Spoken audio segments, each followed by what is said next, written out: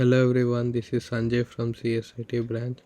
Today my AAT Tech Talk topic is in data structures is in search of strategy against misinformation. False information or fake news, as we have grown accustomed to saying, has become a burning topic since the 2016 presidential campaigns in the US. But the coronavirus pandemic seems to have resulted in a escalation of debate. Fake news is the creation and sharing of false information through the web and most notably social media. The phenomenon of fake news raising many complex and morally charged questions. For example, who is or should be responsible for assessing the accuracy of news stories? Journalists, communication platforms, or the readers themselves? Should media platforms be allowed to publish and or relay fake news?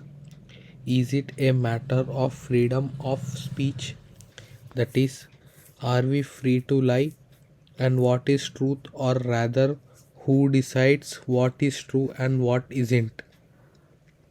These questions have given me a lot of food for thought these last few years, and I am very happy XRDS has chosen to address the topic of fake news in spite of its very complex and controversial nature.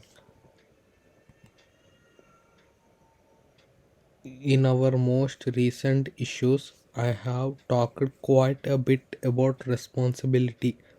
Our responsibility as professionals in the domains of computer science and technology design.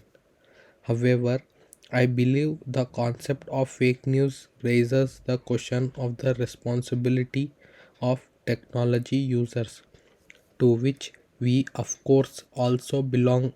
So, after discussing our responsibility as makers of technology, I would like to talk a little bit about our responsibility as users.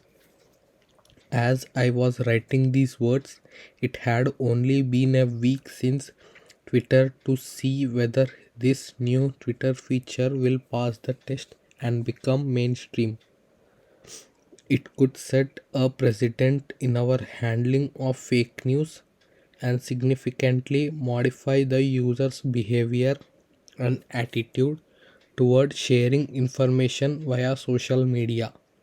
I am mainly wondering whether users will accept the feature or reject it as too controlling and condensing.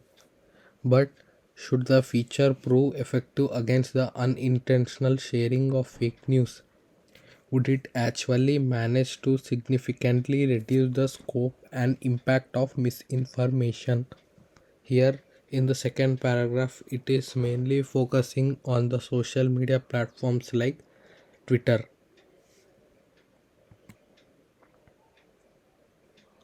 Fake news unfortunately comes in more forms than just accidentally or intentionally misleading headlines. New technology seems to be taking the game to a whole other level. For instance, artificial intelligence AI has made it much easier to forge audio video statements. We can therefore expect it will become harder and harder for us, users of social media and online news, to assess the accuracy of the information we find there. This reminds me of an incident from my school years. I must have been around 13 at the time. My geography teacher showed us a documentary claiming that the 1969 moon landing was a hoax. Hoax is nothing but it is fake. Apparently, this very controversial document was also shown in American schools and is discussed in 2019 Slate article. I remembered being totally confused after watching the film. It looked so convincing. My teacher then had us discuss and design elements that made it look so true and warned us against trusting somebody's words just because their name was associated with a fancy title on the screen. What I took away from that experience is the basics of information literacy. Always check multiple sources.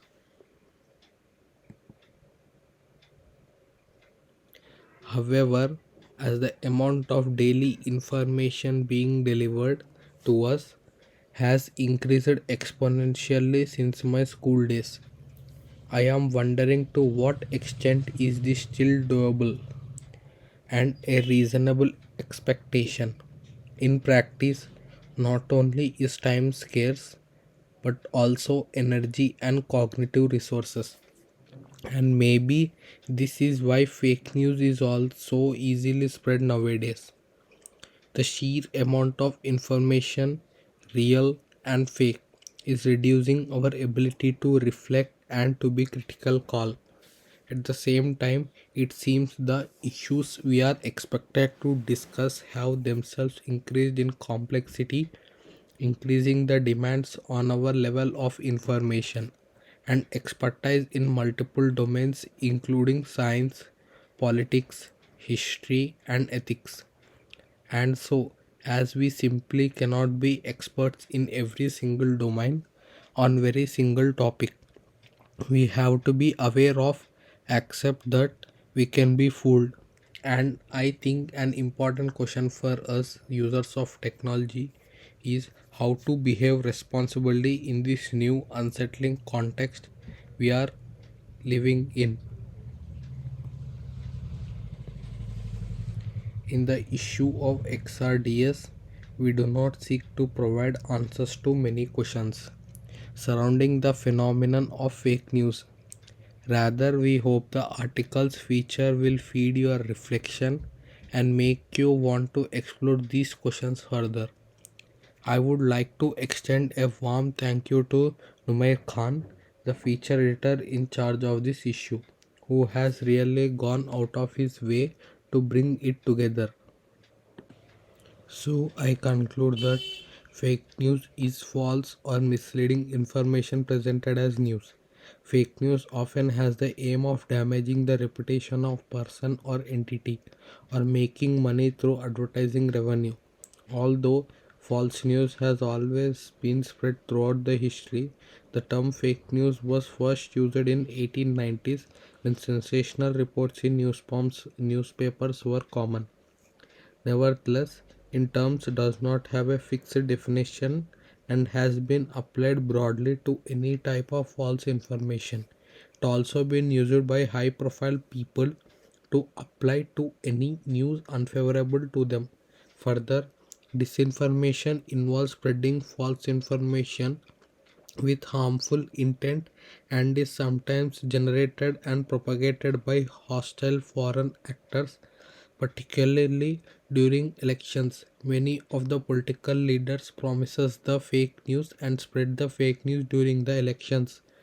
In some definition, fake news includes satirical articles misinterpreted as genuine and articles that employ sensationalist or clickbait headlines that are not supported in the text. Because of the diversity of types of false news, researchers are beginning to favor misinformation as a more neutral and informative term. And these are some of the references of my given topic: Kelly M. Thorne, Vincent, and Gann. And these are some of the references from where the information have been taken. Let's again see our slides.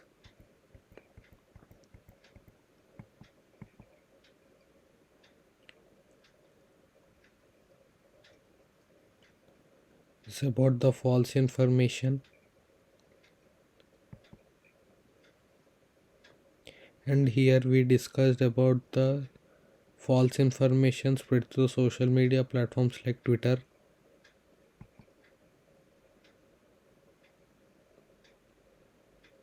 And here the author has been said his experience of the fake news when his geography teacher showed the in 1969 moon landing.